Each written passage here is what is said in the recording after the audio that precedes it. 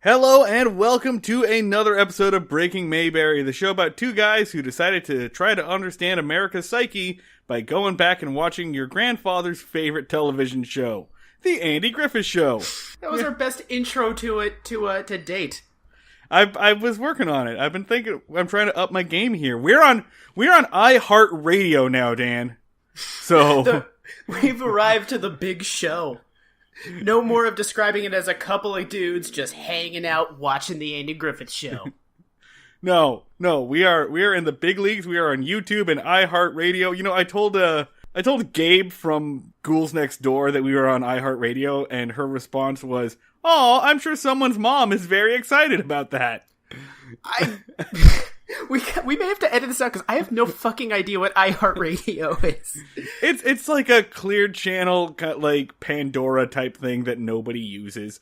Or at least I thought no one used it, but like 14 people listened to us the first day we were on there from it. So if you're on here from iHeartRadio, thanks!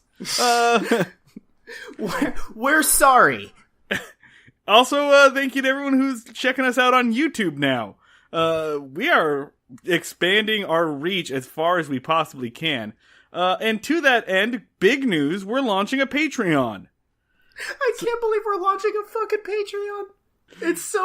It's great. It's fantastic. I'm very excited to dance for nickels. But yeah, we are launching a Patreon because Dan and I are coming up with all sorts of cool ideas as we come through with this, but we're looking to cover some of the hosting fees for the things that we're doing here. You can get things like early access to episodes, you can have outtakes and bonus material, live chat with us at the highest tier, and the one that I think is really cool, we'll offer actual bonus episodes, whatever people of a certain tier vote on for us or submit to us. So you can make us watch whatever you want. We will be the dancing monkeys for you. I really want it to not be that people are like, I want them to talk about this thing I'm interested in, and I want people to just torture us with shitty TV. Like, I want to be forced to watch Baywatch Nights. Like, I hope that you people are as malicious as possible in using that function. You can do this. I'll even open it up to bad movies. You can put us up for bad movies too. But today we're talking about a couple of episodes of the Andy Griffith Show. We're still in season 1. We're doing episodes 23 and 24, both directed by Big Bob Sweeney of Bob Sweeney's Automotive, home of the best deals on wheels, just south of I-95 on the Parkway. Tell them Big Bob sent you. Civil and Revolutionary War reenactor, Bob Sweeney. That one's good. I like that one. Doing episodes 23 and 24. Episode 23, Andy and Opie Housekeepers, which airs March 13th, 1961. This is a David Adler episode, disappointingly. This was Adler? This was Adler! Oh my god, was he in some sort of... I feel like he must have been going through like a depression. Adler gotta eat. Like, this is a paycheck episode. Episode 24, which I think we're actually going to do first this time. The New Doctor, also directed by Bob Sweeney. Written by good old Charles Ellison and Jack Stewart. Nope, scratch that. Charles Stewart and Jack Ellison. That airs March 27th, 1961. Are those two our hitters? Are they the guys that have like come out like with some of the... They've done some of the best and the worst, right? They're the most common names that we've seen. Yeah. We've seen them do like Horse Trader, Those Gossiping Men, Beauty Contest, Alcohol and Old Lace, Cyrano, Andy. They're the gold standard of fucked up gender shit. We've seen them many times, and we'll continue to see them many times. They're basically the front runners of this series. They definitely are the gold standard of this particular duo. They're the episode that I didn't have to try to watch 7 fucking times before I got through it once. So yeah, we're gonna start off with the new Doctor. The one that I wouldn't say is good, but is definitely an episode of television. Not just a vague, meandering series of events to the same two songs over and over again.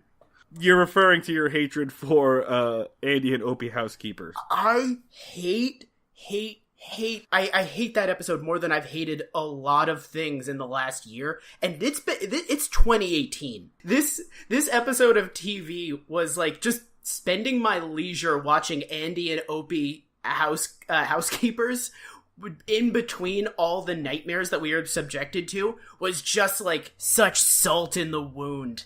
But yeah, let's get into the one that is tolerable. So first off, before we get into this, let me go ahead and I'm going to read the one-sentence summary from Wikipedia. And then I have something I want to talk about our guest star in this episode. Episode 24, The New Doctor. Andy suspects that the new Doctor, actor George Nader, is trying to steal Ellie away from him. So before we get into this, I want to talk about George Nader, our guest star on this, who plays the young Doctor that comes to town that Ellie is quote-unquote infatuated with. George Nader has a couple of interesting things in his background. Number one, I enjoy this sentence right here from his Wikipedia article, which states, he is remembered for his first starring role in the low-budget 3D sci-fi film Robot Monster, 1953, known as one of the worst films ever made. That sounds like the fake movie that would run in like the background of a Futurama episode. Do you think they had just discovered the idea that robots could also be monsters? It's entirely possible. Evil Moon Robot, this is the plot of Robot Monster. Oh, Evil Moon Robot Roman extension XJ2, referred to as just Roman, has seemingly destroyed all human life on Earth with a calcinator death ray, except for 8 humans that remain alive. Guys, Yes! The robot's name is Roman. By God, Charles, you've nailed it! That people will be like, it's a man, but also a robot. How will we ever remember that information? Oh, this poster fucking rules, too. It looks like there's an iguana that they're trying to pass off as a dinosaur. Wait, the it's robot dinosaurs too? Yeah. The robot monster, by the way, is literally like a small King Kong style monster. So it's just a gorilla with a skull head in a space helmet. So they didn't totally understand what a robot was in addition to this. They were still... They were explaining, it was like, it's like a man that's made out of machine. So like some sort of ape? Like an ape? It's like a metal ape. Like... It took them a minute to wrap their heads around this concept. But I was gonna say, if you told me that this guy was like a successful, famous actor, I would have been furious because he sucks so fucking bad. I don't understand why every guest character is a fucking robot. Like, he just comes in, he's like, hello, my name is Jonathan Acting. It is good to meet you, Andy Griffith. Like, none of the characters are people. They're just like... They're just a speak and spell that say lines. The other interesting thing about George Nader, because last time, Dan, you talked about Rock Hudson for a while, right? And we've mentioned how Rock Hudson was brought up as a sex symbol on the Andy Griffith Show several times. Nader, closeted gay during his film career, but he wasn't one of the people who, like, used a beard. He didn't, like, have fake relationships with women. But he lived with a partner, and they were both good friends of Rock Hudson. In fact, his partner was Rock Hudson's personal secretary from 1972 until he died. And they actually inherited interest from Hudson's estate after Rock Hudson died. So they were good friends of Rock Hudson, who we've kind of come back to numerous times here as just kind of a representation of the, I guess, sexual oppression of the time. Yeah, so it's another connection there. So it's really interesting that this particular actor was on this show at this time. Something we now know is a great tragedy that at the time the Andy Griffith Show was just like, yeah, fuck yeah, Rock Hudson. Like, yeah, there's like this sort of we're looking back at it, and there's just sort of this very sad underground of just oppressed gay actors. Yeah, it's tragic. And then the last thing I want to say before we actually recap this episode, just to set the stage for you, from the ultra-reliable Mayberry Wiki, here's a trivia note. Oh, Christ. Although Dr. Benson moves to Mayberry and plans on settling there, he is never seen or heard from again. That is the most reoccurring note of this show, is just like, the person moves here. A big deal is made of them moving here. They are never seen or heard from again. Because Andy Griffith shoots them in the back and buries them on a ditch in the outskirts of town. Alright, so let's jump into this. Alright, so we start up in the kitchen of Andy's home, where Aunt Bee is cooking us some dinner. Cooking up like a storm. Like, she has like 12 pots going. It's like she's cooking meth. It is way too elaborate of a cooking setup for 3 people. I feel like Aunt Bee is just always waiting for company to come over, right? Like, just desperately watching the door. She's cooking up these giant feasts that she then needs to distribute to prisoners because she has no one other than Andy and a very small, loud child to cook for. So they're cooking, and Aunt Bee brings up the subject of, like, the Saturday social or whatever. I gotta say, they got a lot of social events going on for a town with, like, 30 people in it. It's all through the church, which I guess is... That makes sense. Yeah. But also, the best thing is they're discussing the social event, and they're talking about, like, what band is going to show up, and we have a very familiar name drop. Yes! Andy says, "Oh man, I hope they get Bobby Fleet in this band with a beat. They're the best." Which... Are they just... I thought Bobby Fleet swore off this horrible town forever. Does he just roll back in occasionally to play picnics? I love this idea. I love that Andy is now a convert to the Bobby Fleet fandom. He has a t-shirt that he bought at one of the events. No. Oh, Bobby... you know that Andy's the guy that wears the t-shirt of the band he's going to see. He absolutely is, and he yells during one of the songs, "I know the drummer!" What happened, I think, in my head is Andy helped write up the contract for Jim, the guitarist, and when he was doing so, he just squeaked in a thing of like, "Bobby Fleet must play no less than 3 church picnics per year within Mayberry city limits." And so just every now and then, Bobby Fleet just has to come back to this godforsaken town that he hates. to play for a fucking church of 10 old people. Anyway, so Aunt Bee basically says, "Hey, have you asked Ellie about going to the social?"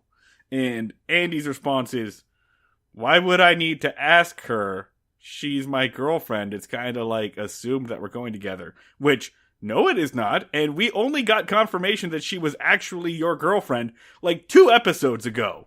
Well, I see, I actually thought that this is Andy being, like, kinda healthy. I mean, you could read it 2 ways of one, Andy kinda, like, taking Ellie for granted. I kinda read it as, like, oh, you know, Andy's secure in his relationship. They trust each other. I think it's something I would be comfortable leaving unsaid, but I guess it depends on how long him and Ellie have actually been fucking dating. The problem is we have no idea how long their relationship has been going on. We have no idea how old it is, which is why the next moment where Opie comes in is like, "What are you going to ask her? You going to ask her to marry you?" And everyone's just like, "Yeah, marry her, marry her, marry her." That's why it's such a problem. This entire episode is Opie and Aunt Bee trying to get Andy to marry Ellie when we have no idea how long they've been together. This would be a great opportunity to treat Opie about to teach Opie about boundaries. Like, he could, like, explain, like, "Oh, no, here's an appropriate time to marry someone. Also, here's an appropriate, like, way to treat someone that you're in a relationship, and not just, like, gun it for marriage." And instead, he's just kind of like, I don't wanna. I don't really feel like it. Please leave me alone. On top of that, also, here's an appropriate time for you to shut the fuck up. Yes. Shut up, loud child. Which Opie then follows by being like, I want you to marry Ellie so that I can have unlimited access to free ice cream. So this would be a great opportunity to teach Opie to not play with people's lives for free shit. Not also broadcast his underhanded manipulation. Oh, there's no way that, like, any child of Andy Griffith is not going to be a master of emotional manipulation. Like, I learned it from watching you, Dad! Yeah, no, but Andy Griffith should have taken Opie aside and be like, so when you're doing a grift, great grift you're running, by the way, trying to trick your dad into engaging in a long-term marriage so that you can get root beer floats. Love it. Great idea. When you're doing a grift, it's best to not scream said grift at an authority figure. Just moving forward, they tend to have an idea of what you're going for when you do that. But yeah, no, and Andy's response to this is to just sort of like stutter and get very uncomfortable, and I joined him. So we're all like given a blissful reprieve because Barney shows up in the cop car in the cruiser to pick up Andy to go to work or something, and he's letting the siren go because he's Barney, and Andy yells at him for it. He says, you keep playing with that siren, you're gonna go deaf, which really sounds like saying to a teenage boy, you keep jerking off, you're gonna go blind. Like, oh yeah, that's definitely, like, kind of the subtext there. Barney and Andy go to Ellie's shop, where there is a handsome young man, a new doctor in town, who is filling a prescription because, remember, Ellie is the pharmacist. She has a job. That's her job. Which he states very, like, in the most robotic manner, hello, I am a doctor. I have moved to this town for doctor reasons. I have met Eleanor, your pharmacist. I look forward to being a doctor here. Like, it's the most, everyone who visits Mayberry is a fucking robot. They give them no texture or character whatsoever. Yeah, he really does have no personality. He is, however, visibly younger than Andy Griffith, which is interesting because last episode we were talking about age differences in relationships. So it's really interesting that once we learn that the doctor is young, which Barney makes a big deal about because he says, well, we've had old doctors. We've had old Dr. Smith, old Dr. Ellie, or whatever the name. We've never had a young doctor. And then we also find out that the doctor is unmarried, and he's never seen an unmarried doctor. So he's young, he's handsome, he's a doctor, and Barney just says that he's putting two and two together, and he's basically saying, listen, that dude is a much better match for Ellie than you are, because, like, age-wise they're closer, and job-wise they're closer, and also he's actually nice to her. She doesn't seem to be mad at him all the time. I don't know. He's been here 20 minutes, and their relationship is already healthier than her one with you. She hasn't screamed at him once for being an asshole. Yeah, I gotta be honest, I'm kind of on Barney's side on this one, but, Barney is still on Andy's side, but he believes that this is he believes something's going on there, because Barney always believes that something's going on there. Barney sets up shop in Andy's head for, 3 scenes, and then proceeds to just sort of, whisper in his ear. First it's in the pharmacy, and then it is in the jail. The line he uses is, if a chicken hawk is hanging around, it's wise for the rooster to not bury his head, which, 1, what the fuck does that mean? And 2, is Ellie a chicken in this scenario? Is the man a predator? It's a very tortured metaphor, but he's not it's a little bit like buying the cow and the milk, but this one never caught on. Yeah, it's buying the cow but also with an adversarial other animal. But you actually have a note here that says, fuck, Barney is being weird. Yes, because Barney is not trying to get Andy to hey, you should go talk to Ellie, or hey, you should, he's not even doing the Aunt B route of you should propose to Ellie. Barney it feels like Barney is trying to get Andy to either A, fight, or B, murder this doctor. Barney is not espousing a particular course of action. He's just arguing he's just making the case for paranoia. and eventually later on, actual physical violence. Yeah, and this goes on for a couple of scenes, right? Like, even after this impetus here, Barney is still talking and Andy is still, like, stewing. And then Aunt B comes in, and Aunt B is on Barney's side, because remember, Aunt B is still trying to get Andy to propose. And also saying, hey, don't take your girlfriend for granted. An underlying theme in this episode is everyone knows that Andy kind of sucks and Ellie is way too good for him. Aunt B even says, you're supposed to stake your claim. That's the proper thing to do. Oh my god. Yeah, they're basically just saying, you gotta lock that shit down, bro. Lock that shit down. They're fucking Turtle from Entourage at this point. You need to handcuff this woman to you while she's still stupid enough to like you. The clock is running on this. Eventually she's going to realize that your accent isn't charming and you're fucked. Aunt B walks in. Barney is already being really intense and paranoid, and Aunt B escalates. Like, Barney is like, hey, I think this situation is a little alarming. And Aunt B, like, kicks the door and is like, it's crazy alarming! You need to freak the fuck out! Like, start behaving irrationally! Let's see, so what happens next? So, they all rush to the window because Aunt B looked out the window and they can see into the pharmacy from where they are. And Ellie's touching the doc's arm. And then Andy just kind of pouts and is like, well, I gotta go do sheriff stuff. And he just kind of runs out. I will fucking say, they are being PDA as all hell. Like, if someone I was dating was touching another dude that she had just met this much, I wouldn't say I would be upset, but this would prompt a conversation. Like, I mean, there's some stuff that goes on, and I want to talk about it later, but there's some stuff in this episode that, like, Andy's not wrong to raise a few eyebrows on. The Ellie doctor relationship, I don't even remember this fucking character's name because he's just a loaf of bread in a suit, but Ellie and this doctor are being suspicious as all hell. Like, oh, it is notable to raise alarms. The problem is, no one reacts in it to a way that is helpful or effective or morally okay. Like Ellie is being kinda shitty to a person that she's dating. The doctor is also being kind of a skeevy jerk.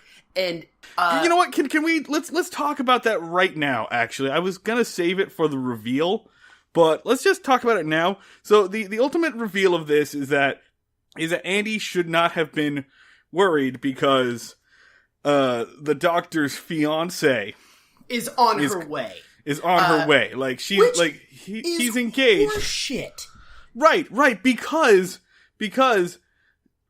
the way that they found out he was unmarried is that Andy said, "So, are you gonna come to settle down, move your family here?" And the doctor says, "Oh, I don't have a family. I'm not married." Yeah. That would be the appropriate time for you to say, I have a fiance or I am engaged. It's like when you just happen to, like, forget to mention that you have a girlfriend to this cute girl at the bar. Like, it just doesn't come up. It just slips your mind. It's one of those bullshit moves. It's like the kind of, like, verbal gymnastics that an undercover cop has to do when you ask him if he's an undercover cop. Like he does a fucking maneuver to not tell Andy that he has a fiance. Why? Or is it... Yeah, there's no reason for this. No, it's the most unnecessary fucking farce. And in addition to that, after not telling Andy that he has a fiance, him and Ellie proceed to, and we mentioned this before, PDA all the fuck over town. Like, he goes over to her house several times without, like, telling anybody. They're grabbing each other in the street. She's basically sitting on his lap in one scene. Like, they're like having these conversations about, like, how much they like each other with inside jokes. Like, they are... He even says to Barney, like, during the checkup scene, the doctor's even like, yep, she's wonderful, and she's hot, too. Like, yeah! So, like, back to that, like, weird evasive maneuver, like, not mentioning the fiancé. There's, like, only two options here. Number one, that was a bullshit evasive maneuver, and he was trying to cover his fiancé up, you know, so that he could get with Ellie, and Andy was completely right the entire time. Or number two, it's just bad writing. Like, yeah, it's probably number two. It feels like I think the most real possibility is Ellie was fucking with Andy the entire episode for vague reasons, because it felt like they were setting up that reveal that Ellie was messing with him, and just did a bad job of writing it, because it's the only thing that also justifies Ellie's behavior. Right. It's like an Andy gets punished episode, like those Gospin Men, but Andy hasn't done anything to get punished for this time.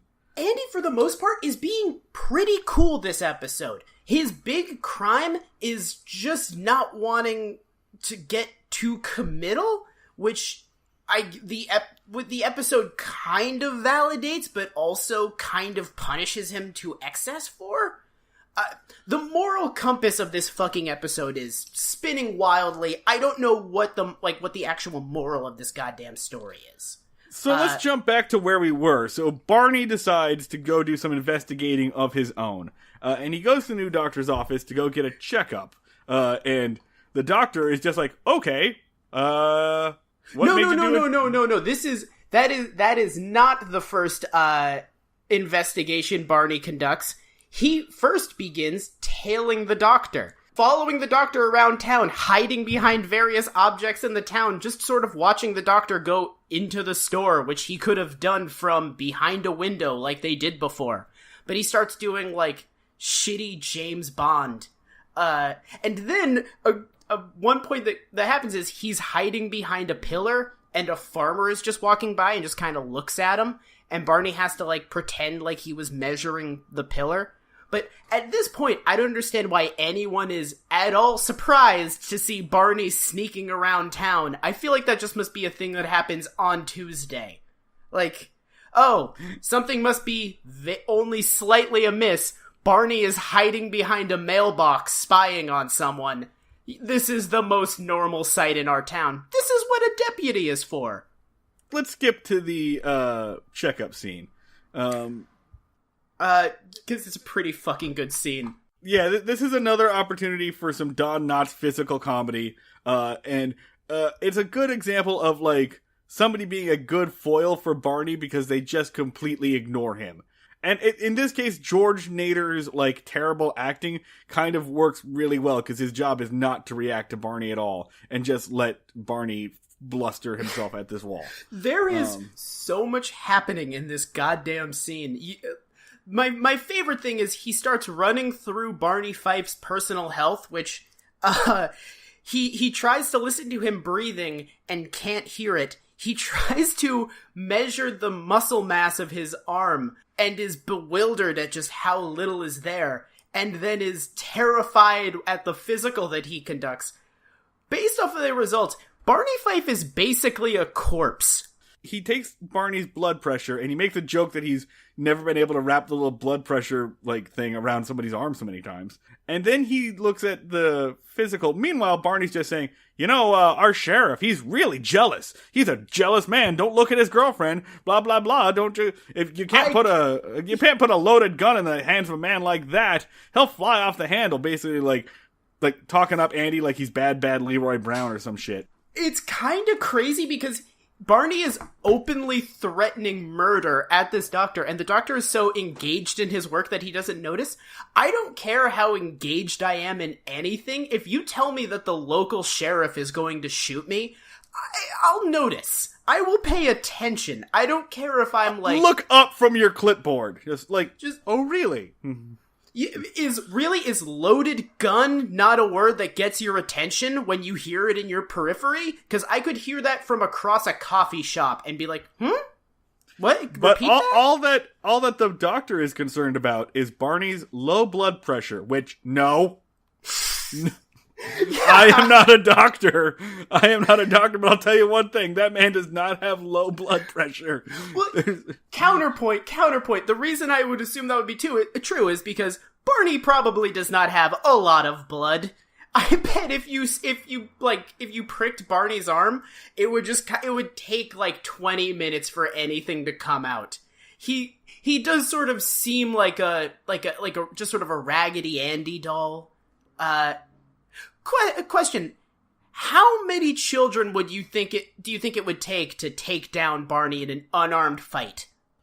6? I'm gonna say 3. 3. If one of them is Opie, then 2. Yeah. No. Yeah. Oh no. Opie 1v1 Barney Fife. I would put a couple grand down on Opie. He could take Barney. Final Fife destination, no items. Oh, Christ. Fifes only. Opie could go through Barney Fife like it's the Polygon fight right before Master Hand. Like, he would just be, like, whipping Barney Fifes off the map. I think based off of these results and the fact that the doctor is like, are you sure you're an alive adult man? Are you sure you're not some sort of homunculus made of leaves wrapped around sticks? I put it a golem built by the world's shittiest rabbi. I put it like a squadron of 3 to 4 well-organized toddlers. Like, if they were toddlers with like an adult coach giving them instructions, I would say that they could take Barney Fife down like a pack of hunters taking down a mammoth. Let me go back to the porch. It's evening. Andy is playing his guitar, but I will give him credit. He's not like, I'm gonna do a song because I'm Andy Griffith. I'm gonna do a song to ruin this episode. He's just kind of like plucking around. Like, about every 6 months, I pick up my guitar and I'm just like, do I remember how to play this thing? And he's basically doing the same thing. He's like, I'm gonna have to ruin an episode in 3 episodes. I should start practicing. Gotta get the old guitar fingers warmed up for when I need to make this the latter half of an entire episode. So he does this, and then Aunt B is just fucking brutal to him this entire time. Because she nags him again for not having asked Ellie officially to the social. And this is where she says it's proper to get engaged and stake your claim. Do the proper thing. Get engaged. Get married. It's time to get married. Why aren't you married? Claim. Like Ellie is land. Ellie gets repeatedly more and more objectified. Like, first she's a chicken. Now she is like not just property, but like a stretch of land in Montana where you're panning for gold. The phrase "lady druggist" makes its reappearance in this episode again too. Like, anytime you want to dehumanize her, you just say "lady druggist." Like, it's almost like a slur, like mudblood. If Ellie was in this episode one less scene, it would be like she was a belt that 2 wrestlers were fighting over. Like, she is barely a person in this entire thing. Finally, Andy says, screw it. And he storms over to Ellie's house. And basically he says, hey, you're going to social with me, right? Right? And yells at her. What his result to his move when threatened romantically is to just go to Ellie and yell at her like he's a drill sergeant and she's not properly cleaning her bayonet. Like, Eleanor Donahue, do you like me? Huh? Do you? Go to this social event with me. Check right. Yes or check no. Do not make a third box that says maybe and then a little heart around it with a winky face. Don't do that. It's just going to confuse me more. And Andy's method of seduction is the same way I would try to scare away a bear. Like, he makes himself very big and waves his arms and just goes, I am not afraid of you. I am not afraid. Go to the dance with me. Christ. Okay. But then after she's been like, yeah, man, I'll go to I thought we were going to the social event together. It's cool. Everything's cool. Your initial assumption at the beginning of the episode was correct. Then the doctor rolls in to, I don't know why he showed up, just to say hi at like 11? Yeah, he's been there several times throughout the night. He's, like, says things like, been taking advantage of your hospitality. Apparently he's been there multiple times. Andy is, again, trying to stake his claim. He's being super territorial and is just like, yeah, so before you got here, we settled on it, right? You're going to the dance with me, you're going to the Ellie's like, yeah, so dude, we're done with this shit. Then Andy continues to get jealous because Ellie and Doctor continue to have, like, shop talk, basically. They continue to, like, commit multiple HIPAA violations and just be like, oh, did you give a shot to George? Nah, George isn't sick. He's just a hypochondriac, but I stuck a saline needle in his butt anyway. Let's just reveal this shit. Just, if Ellie has open windows, George's entire spot has been blown up in the town. Andy is doing the extremely attractive thing of sitting on the other couch because the doctor took the spot next to her and sweating bullets, which I definitely sympathize with from high school. Like, I've been there, Andy. Massive PDA, because they're not, like, sitting together on a large couch where there is space between them. They pick the littlest fucking, basically an ottoman with armrests, and just, like, scooch up next to each other so one of their legs is on the other one's leg. And they're like, oh, let's do some inside jokes. That sounds fun for all three of us, right? Oh, Andy, you're still here. The next thing, I don't, like, you've got notes here. I don't particularly remember the next scene. It's more of this, like, bullshit. It's filler, the next scene is, really. It's just the same thing. The doctor walks into the pharmacy. Barney sees him. The doctor walks into the pharmacy. Barney and Andy see him walk into the pharmacy. Barney then proceeds to, again, get all up in Andy's ear and say he's grinning like a mule eating briar. Which, alright. Again, what? Sure, I guess. Mules like briar. Okay. So Barney, they send Barney in to do some spying. Don Knotch gets to do some shtick. He sneaks around the pharmacy. He fumbles with the bell to try to not make noise. This is when he like yells and like, "Oh, it's me, Ellie. I'm here," because Ellie and the doctor are in the back room, mildly suspicious. And he's just like, I'm leaving now. This is me leaving. And he almost pretty much does the, like, pantomime walking down the stairs behind the counter kind of thing. Yeah, there is a really good shot of Barney, like, squat walking around the counter. But this is when the reveal happens of, like, oh, he's showing her pictures of his fiancé. Like, and Ellie's like, oh, you want to get married? And he's like, yeah, no, I absolutely want to get married. And Barney just hears, like, I want to get married, and assumes that they're talking to each other. Which, again, you know what? A reasonable assumption on Barney's part. I'll never say that again, but a reasonable assumption. Also, this entire conversation, Ellie is sitting on a chair, and the doctor is wrapped around her, holding the picture, like, right up around her, like, romantic as fuck posture. Why are they like that? It's super weird. And then the big line happens of like, well, who in town can officiate? And Ellie goes, well, there's only one justice of the peace. Andy will be happy to do it for you. And Barney like runs out and just like charges towards the jail. It's like, Andy, you're being cucked. They're going to make you do the wedding. Oh God, yeah, no. And then he like runs in, runs into the jail, and just is like flailing his arms. Is like, they're gonna make you do the wedding. They're going to make you watch. And Andy is like gets really upset, and then storms out and says, "I'm a fight for what's mine." Which, again, what's mine? Like she's been downgraded from like animal to property to just like inanimate object. Like the objectification is so like built into the DNA of this episode. So then Andy goes to the pharmacy, and he does this really weird romantic interaction where he basically just, like, proposes through bullying. He's just like, well, I've been knowing you for a while. Feel like I should know you for a longer while. Please remember, flashback to how their relationship started, where Andy got mad that he was, quote-unquote, tricked into asking her to a dance.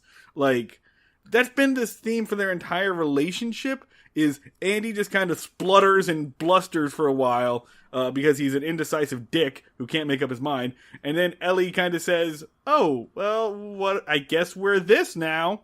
Yeah. And Andy goes, oh, okay, I guess we are. And then he gets so mad and goes, wait, no, we're not. This is the same routine we've seen with these two for a while. This is also where the big reveal happens that Doctor has a fiance. And he reveals this because Ellie, like, very smugly is just like, hey, did you just propose? It's part smug and also part confusion, because I think that's a legitimate question. Like, is that what just happened? Did you just ask me to marry you? Scream propose? And none of his I'm legitimately confused. What just went down? None of his proposal reasons are like, hey, we enjoy each other's company, or hey, my son really likes you, or hey, we compliment each other, or hey, any good thing. Just like, I've put in my time, haven't I? Huh? Have I? I've been good to you. We've known each other for some time. It's appropriate for us to get married. Like, and it's not just Andy in this proposal. It's been the entire episode. No one's ever like, hey, Andy, good reason, for you and Ellie to get married. You know, it's something based off of, like, positive relations between the two of you. It's all just like, get married out of fear! Get married out of, like, fear of missing out! Like, that's in no way a recipe for a miserable marriage or a 2-year divorce. So the way that we find out that Dr. Gimme the News has a fiance, fuck you. It is, like, once it's been established that Ellie and Andy are officially engaged, the doctor's just like, oh, well, we can have a double wedding. And Andy has this good moment where he's like, will you just please stay out of it? Wait, double wedding? What? What the hell? What? And that's when we find out that the fiance is on her way. And that's when Andy's like, oh, I'm gonna walk this back. We should have a long, long engagement. I'm sure the fiance would be super thrilled to do a double wedding with complete strangers without being consulted. I'm sure she's crazy on board. This poor off-screen fiance is being, like, dry hump cheated on, and is now suddenly, like, apparently has no say whatsoever in her own wedding. So, I'm just gonna skip to the end here. Yep. Yeah, Ellie teases Andy. Andy kind of walks it back. They eventually decide, well, we got plenty, with like 5 E's, of time to do this. And Andy goes, oh, thank God we're not engaged, and kisses Ellie on the forehead. The stinger is that Andy and Barney walk into the pharmacy. Again, the doctor and Ellie are in the back, and they're, like, doing some... Again, all you can hear some dialogue, and it's just like, does that feel good? Would you like a little give you a little kiss? Some weird shit, honestly. Sounds like fucking. Andy and Barney run to the back room, expecting to catch somebody in flagrante delicto. And that they do is they catch Ellie and the doctor patching up Opie, who has, like, a wound because he got hurt somehow playing. I skinned my knee! Hello! Thank God we have a doctor around. And then everyone's like, ha ha ha ha ha, Andy's a negligent parent. The end. You know what I found, like, really, like, kind of interesting in this episode is, and this episode, like, really crystallized something from the entire show.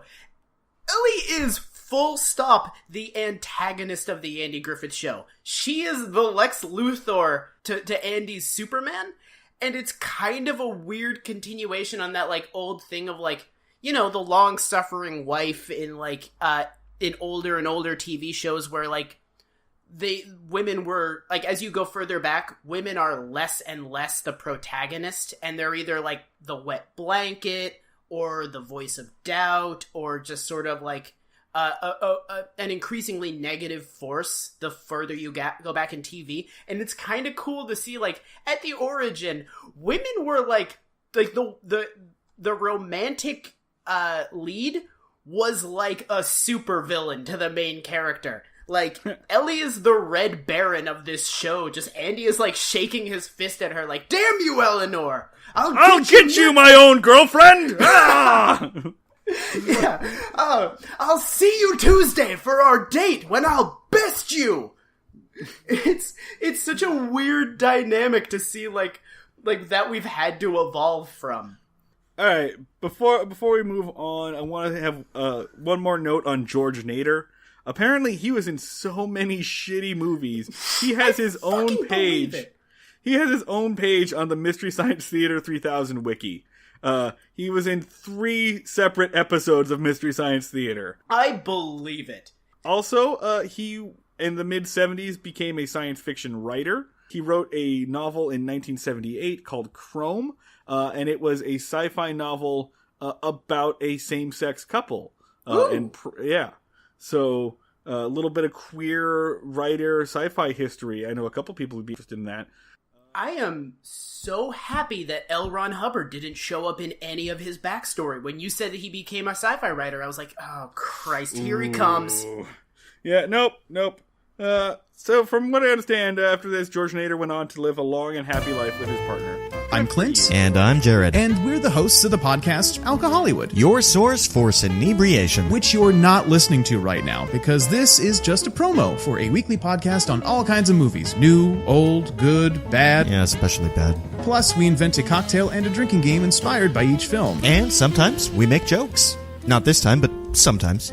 Subscribe to us on your favorite podcatcher and check out the whole shebang at alcohollywood.com.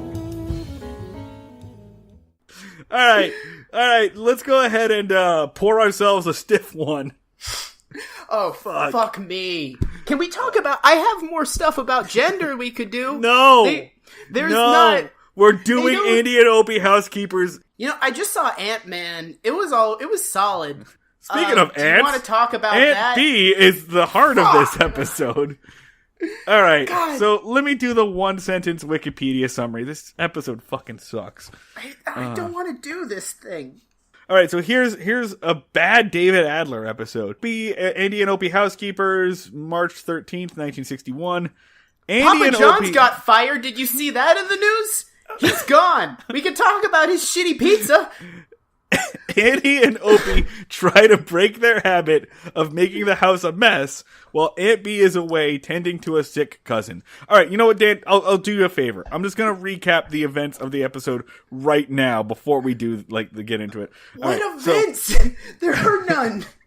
All right, so basically, here's the entire episode in a nutshell. Aunt B is complaining that the boys are super messy, and then she gets called away to go deal with her cousin who is sick with bursitis or something like that. That is a great old-timey disease. I've never heard someone mention bursitis. She's gone for a few days, during which Opie and Andy completely trash the place. You know, boys will be boys. Until finally they get to the point where it's like so messy that they can't actually function or have anything. So then they decide to clean everything, and that takes forever. And then they sit down and they clean, everything's clean, and they're like, oh boy, won't Aunt B be happy when she sees that we can get along without her? And then they go, oh no, Aunt B will be sad because she thinks we don't need her. So then they go back and they trash the place again, they mess everything up, and so that Aunt B can come home and clean up after them, which is fucked. And then they leave, but an old lady, Bertha Edwards, who will be forever known as Clara Edwards and going forward, another old lady comes over and is like, oh, I just want to check on the house, sneaks in while they're gone, sees what a mess they made, cleans it. So then they come back with Aunt B, and Aunt B realizes, oh, it's clean again. And everyone's Andy's a little confused that it's clean again. As predicted, Aunt B is sad that they can clean the house without her. So then Opie goes and messes up his room, behind her back, and then Andy goes ahead and messes up the kitchen behind her back, and hilarity ensues. That is the entire episode. I just disappeared into my own consciousness for the duration of that explanation. Like, I think I could learn meditation if we just took that recording and played it on a loop in a room that I was in.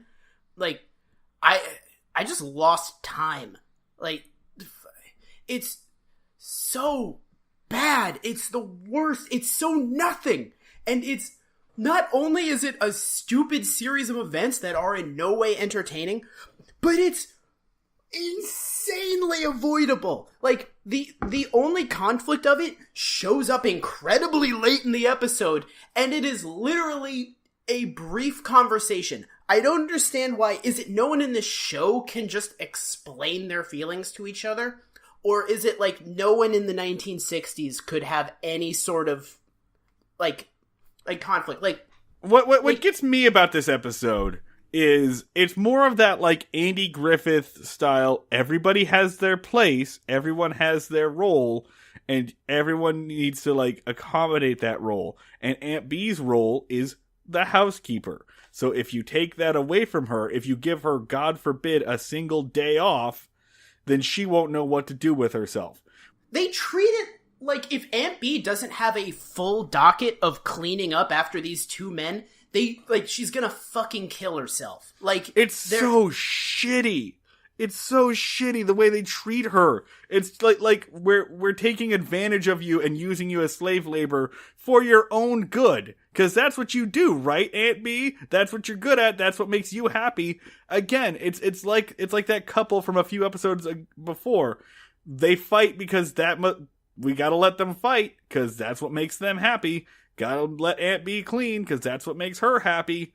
Right? That's how this goes. Nobody can be anything other than the way Andy Griffith perceives them. It's like she's one of the builder things from Fraggle Rock. Like, she has no personal life, and when you take away her necessity to clean up after someone else, she just sits in an empty closet eating saltines. They don't. That was our introduction to her. You used that line in our first episode. Like, apparently she was just sitting in a box somewhere waiting for a child to rear.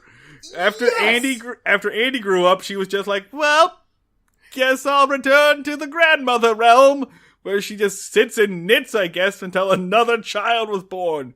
And she heard the cry out across the galaxy. She sits in the void like fucking Miracle Man, just hovering in this blank white space. But, and it's not just if, like, she needs a general overarching, like task to do. If every single minute of her fucking schedule is not filled with cooking, cleaning, or Opie tracking, she just, she melts. She just, fades into sugar cubes. When Andy goes out of town and she doesn't have to clean up after two people, does Opie just have to, shit on the rug to make up the difference? Alright, Dan, so we're gonna do this. Scene 1. Fuck! Opie is coloring on the floor, and Aunt B looks at him I'm and really says, having a hard time reading Catch-22. I know I mentioned that earlier, but, it's a really difficult book, surprisingly. He says, for a she thing says, in high school, it are just you jumps cleaning? from topic to topic. Are you coloring the paper? Are you coloring your book? Are you coloring the whole floor? And Opie says, I have no idea what you're talking about. I am barely literate. Aunt B says that Opie is the messiest boy she's ever seen in her life. And then she looks at Andy, who's like, I don't know what he's doing wrong. And says, oh, you know what? Opie must be the second messiest boy, because you're the first. Meh, meh, meh, meh, meh. Then she gets a mysterious call. It's long distance, and it's a cousin who's got bursitis or some crap. And some old-timey, the person has, double rickets. He has a rare case of omni rickets. My dearest B, I have caught the consumption. I fear this will be the last time I write. I have come down with a rare case of Terducken polio. Oh, fuck. It's just like her. It's what an excuse for her to leave shows up. And so she does, and she says, be sure to clean up, blah, blah, blah. I'll be in a few days. You can take, and Andy is doing the, we can take care of ourselves, which, I feel like you see this, this sitcom episode a lot. I feel like most shows have a mom's away so the boys will play kind of episode.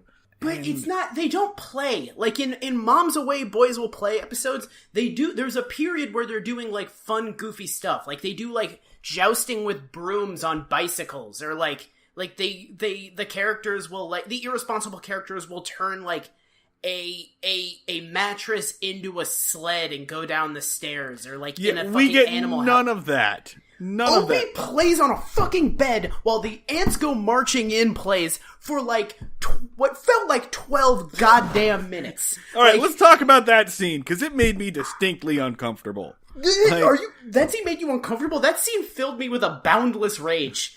No. So basically what happens is a little boy that we've never seen before enters. This is when they're cleaning or whatever, trying to pick up. Here's Opie from the bedroom. And Opie's like, come in here. And Opie's got a sheet over his head. And the little boy's just like, oh, are you a little ghost now? And, oh my God, there's so much child screaming here. And then Opie's just like, I'm trying to make my bed. And the kid's like, why?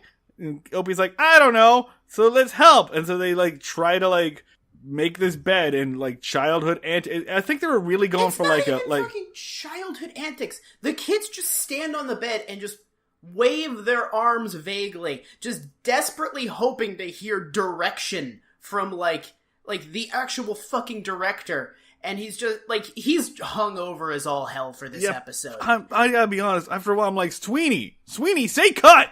Sweeney, say there, cut! Get in there, Sweeney! What are you doing? End this, Sweeney! End this torture! Listen, he was just extremely drunk and or hungover for this one. It goes on. They just kind of like, we're bouncing on the bed now! For a while, I guess. Alright, so... That scene was the point where I'm not exaggerating that it took me like 7 attempts to get through this episode. Like, there are like 4 different Netflix accounts in which, like, the Andy Griffith Show is up to the bed jumping scene. Because I kept watching it on, like, different people's TVs and computers, just trying to... Just one of these ones, I gotta break through it. How long can this scene be? And the answer is forever. It's forever. We're still watching it right now, actually. I broke through... this is just a daydream I had. I broke through that one scene and I was like, oh my God, what year is it? It's so bad. It's so weird and bad and just fills time. It's just... awful and uncomfortable, and I hate it.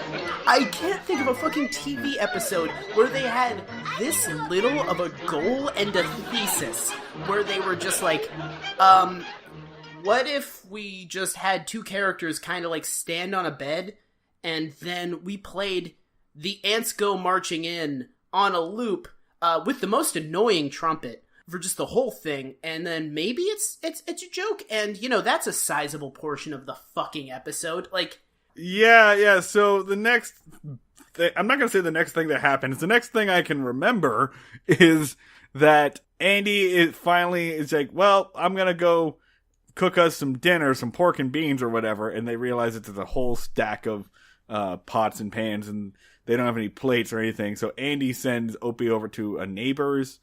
The canned audience is losing their shit. The canned audience is like, oh my God, that couch is dirty. I'm going blind with sheer ecstasy.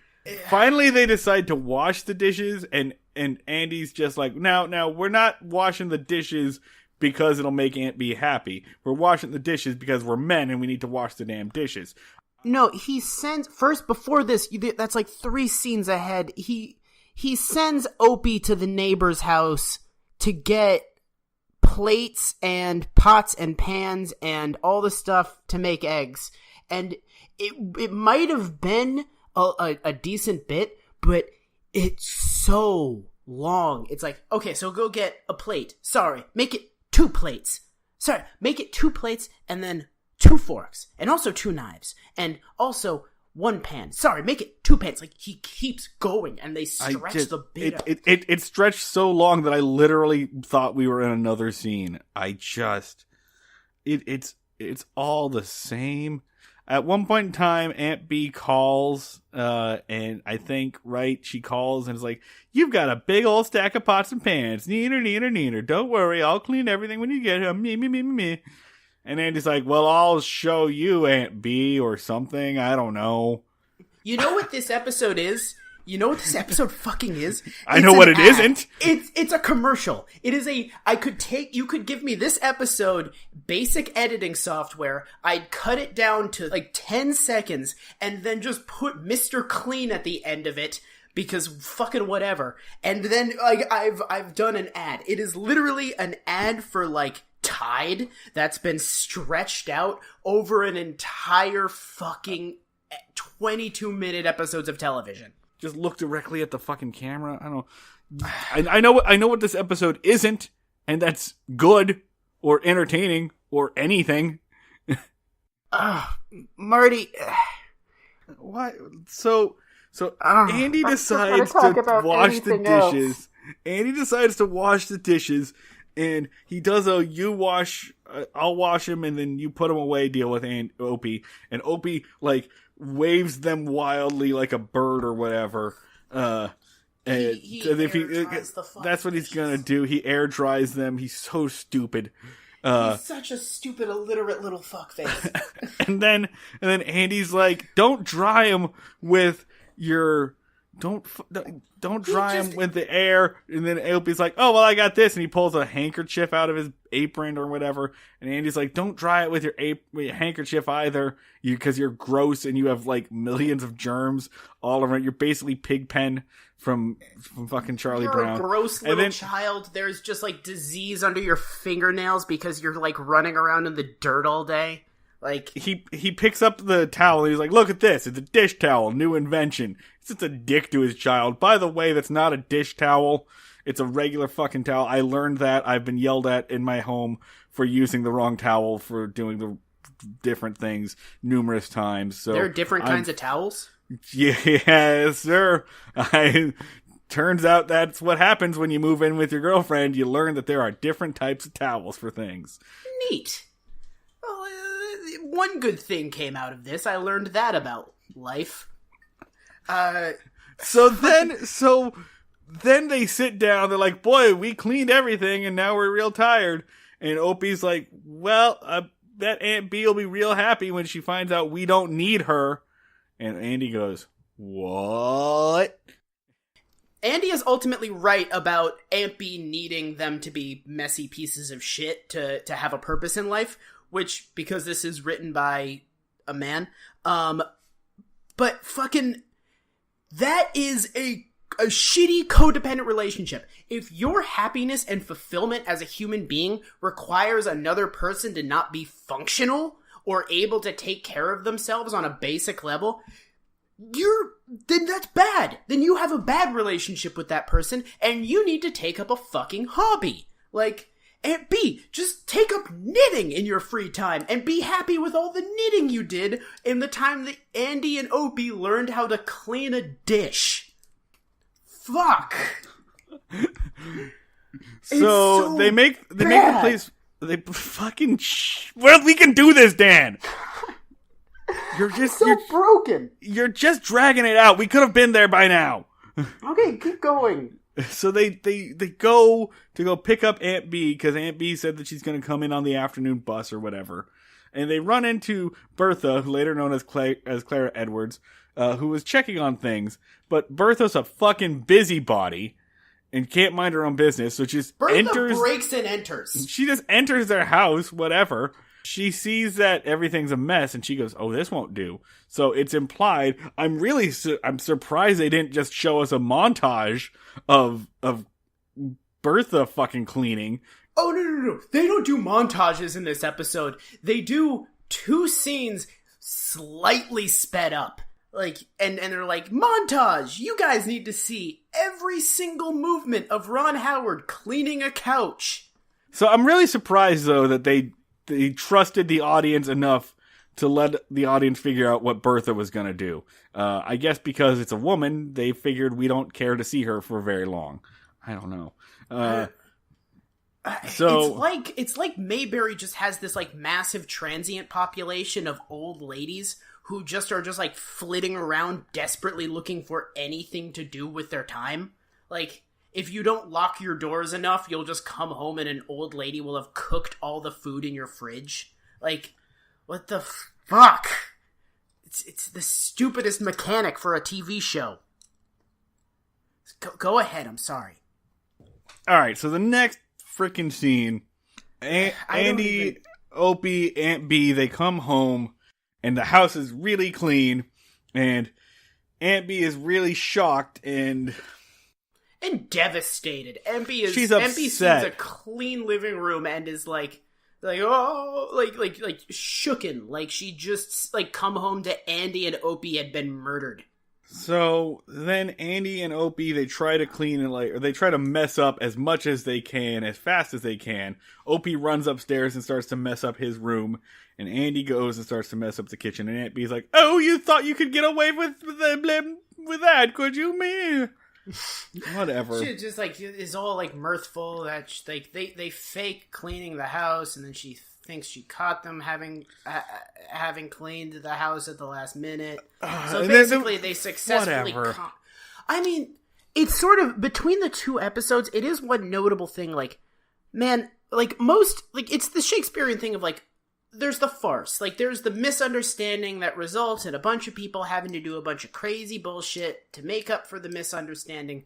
But most misunderstandings in like going back to Shakespeare are based off of reasonable shit that fucking happens. Like, there's always a reasonable barrier between sometimes the reasonable shit is a fucking fairy king who is horny, but you know, alright, sure. Yes, yeah, no, exactly. Like, there's a fucking genie shows up. I'd accept horny fairy king as an excuse for some of this shit happening. I mean, that's according to the Greeks, like, how everything was founded was, like, we had horny gods.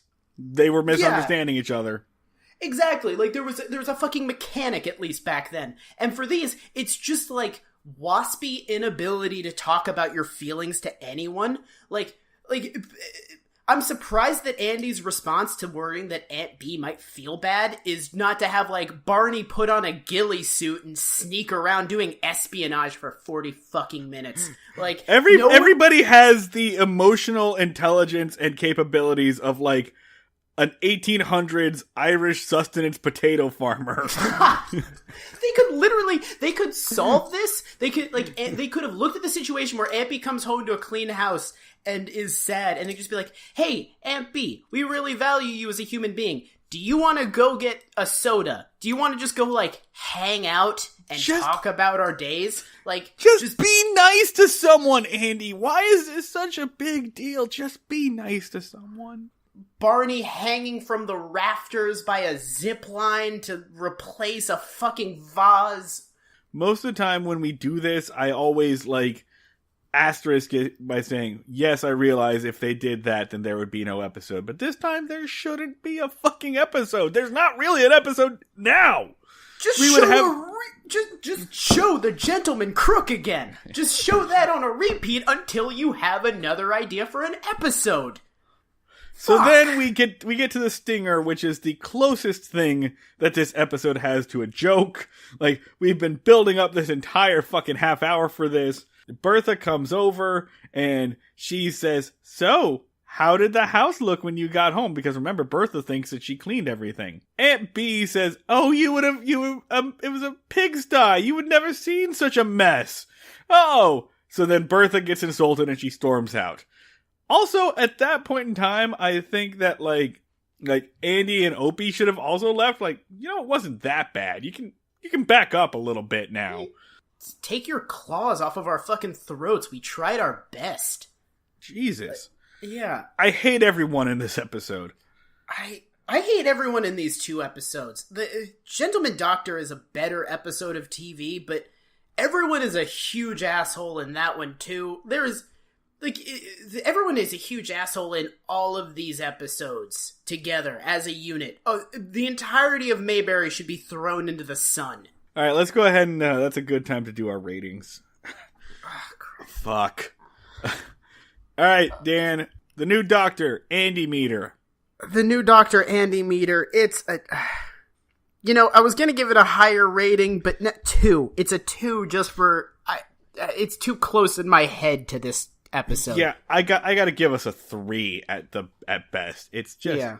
It's crap. Yeah. I also didn't laugh at all during it. It's not funny. Yeah, but the closest thing it has to humor is like Barney's little goose walk that he does when he's sneaking around, and that's fine. It's there is a really fun, like kind of a funny line where Barney like refers to the Doctor and Ellie as 2 young people lost in a world of pills, which I think is also the tagline of Requiem for a Dream. So that made me laugh. The preamble to the opioid epidemic. Opioid? I'm taking off my fucking headphones. I don't have to submit myself to this. Fuck. Alright, so FIFO-meter. I'm so tired. FIFO-meter. Everyone's a dick in this. I gotta give it at least 5 fifes. It's 6. It's 6. There's some really fucked up gender politics. Everyone's a huge asshole. It's not even like everyone's an asshole in one direction, like in the one where Andy commits voter suppression, because everyone is just being an asshole in every direction simultaneously. So you can't really like assign that much like political weight to it because there's no fucking good guy or okay opinion that anyone has. 6. It's 6. All right, let's roll through Opie and Andy and Opie Housekeepers. Yeah, I think I already know the answer to this, but Dan, Andy Meter. 0. Can we go negative? Are we allowed to go negative? It's our show. We can do whatever we want. The rating is hatred. The rating is self-immolation. God damn it! I hate this episode. Oh God. I'm gonna give it a 1 just because like I'm just aghast at how much nothingness you can fit into 25 minutes. It's almost impressive. So I'll give it a 1. Fife score, FIFO-meter. I mean, there's not enough. There's codependency. I think it's there's not even enough there to be really like morally reprehensible. Yeah, I can't be like I'm mad at this episode, but not for any of the normal reasons I'm mad at things. So 0 to that too, I guess. 2, and you know what? It gets the patented Aunt B stamp of it took something from me emotionally. Thanks for bearing with us on this one, folks. Oh God. I hope our pain was entertaining. I really hope this was entertaining, because if not, I just screamed for nothing. Speaking of screaming for nothing, you can watch us on YouTube.